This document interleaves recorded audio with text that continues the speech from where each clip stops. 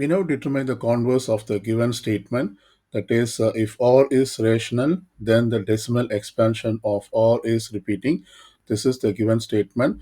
We are going to write its converse. So we can follow the rule of statement and converse.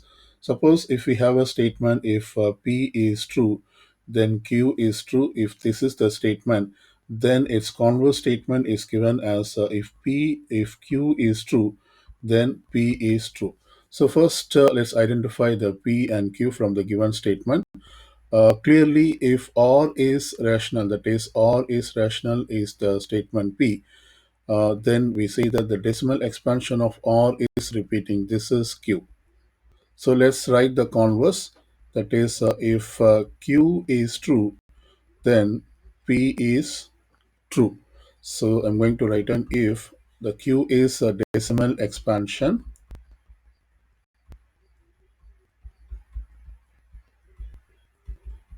of R is repeating. I have written the Q. Then we say that P is true. So we write then R is rational. That is P, R is rational. So this is the converse of the given statement. That is, if decimal expansion of R is repeating, then R is rational. So out of these choices, we choose the option A. It says that if the decimal expansion of R is repeating, then R is rational. So this is the answer for this question and not D. Let's write the converse of this given statement. That is, if I exercise, then I feel tired. This is the given statement. So let's identify the P and Q from this statement. I exercise is P, then I feel tired is Q. So therefore, according to the converse, we write if we put the Q first, that is, if I feel tired, then Q is true. I'm sorry, the P is true, that is, then I exercise. Therefore, the answer to this question is if I feel tired, then I exercise. That is, option C is in fact correct. We now determine the contrapositive of the given statement. That is, if I am hungry, then I eat an apple. This is the statement. We are going to write its contrapositive using this rule. That is, if we have a statement, if P is true, then Q is true, then its a contrapositive statement is given by if not Q is true, that implies not P is true. That is, if not Q is true, then not P is true. So first, let's identify the P and Q from the given statement. Clearly, I am hungry is P and I eat an apple is Q. So we find the not of Q. This is the opposite of Q. That is, if Q is I eat an apple, then not Q is do not eat an apple.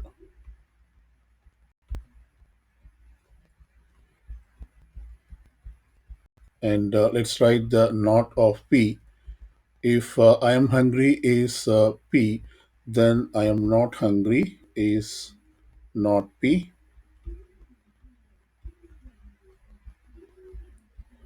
So we write not Q uh, using this contrapositive. That is, if not Q true, then not P is true. So we can write down the contrapositive statement. That is, if not Q is true. That is, if I do not eat an apple,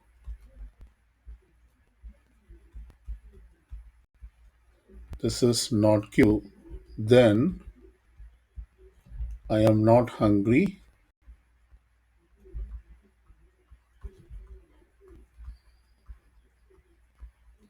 and this is not P, this is not Q. So this is the contrapositive statement.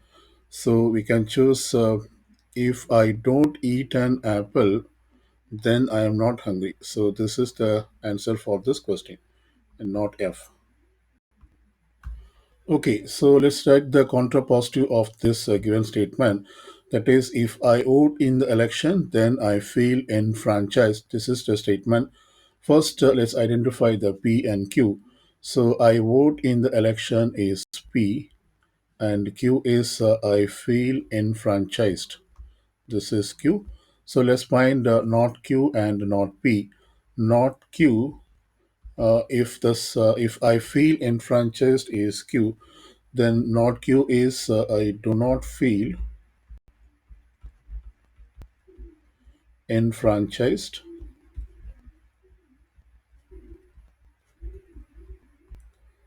Or the other way of saying this is I feel disenfranchised. I can say this statement as I feel disenfranchised.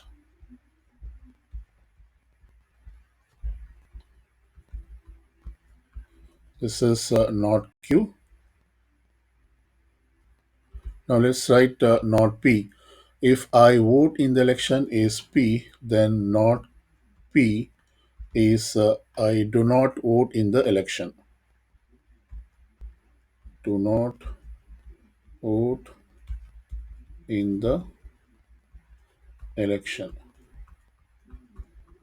So combining not Q and not P, we get if I feel disenfranchised,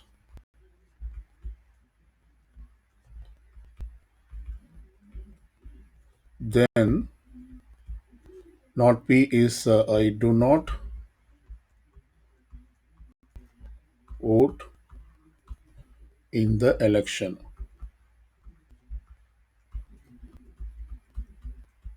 So this is the contrapositive statement of the given statement.